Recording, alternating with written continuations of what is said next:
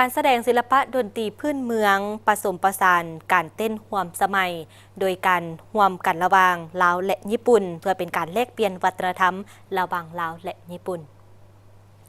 ในท้ายอาทิตย์ที่ผ่านมาที่หอวัฒนธรรมแห่งชาติได้จัดงาน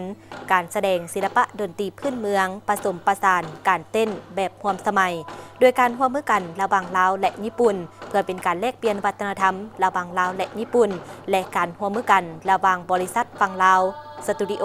และบริษัทฝั่งลาวเป็นเกียรติเข้าร่วมโดยท่านนางสวนสวรรค์ปิญญเกตรัฐมนตรีกระทรวงแถลงข่าววัฒนธรรมและท่องเที่ยวมีท่านชุโตมุโคอิชุมิเอกอัครราชทูตญี่ปุ่นประจำลาวมีประดาท่านทูตทูตานุทูตแขกภายในและต่างประเทศงานในครั้งนี้เพื่อเฉลิมฉลองสายพัวพันธ์การทูตครบรอบ70 ปีระหว่างลาวและญี่ปุ่นเพื่อหัดแน่นสายพัวพันธ์ของทั้งสองประเทศและส่งเสริมการร่วมมือทางด้านศิลปะวัฒนธรรมและการท่องเที่ยวให้นับขยายตัวเป็นการแลกเปลี่ยนวัฒนธรรมระหว่างลาวและญี่ปุ่นโดยผ่านการใช้ดนตรีพื้นเมืองผสมผสานการเต้นแบบทันสมัย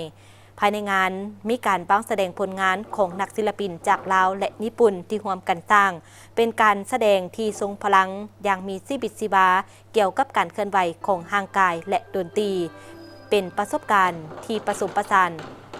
วัฒนธรรมที่สวยงามโดยมีนักแสดงและผู้ออกแบบการแสดงหลายกว่า50 ท่าน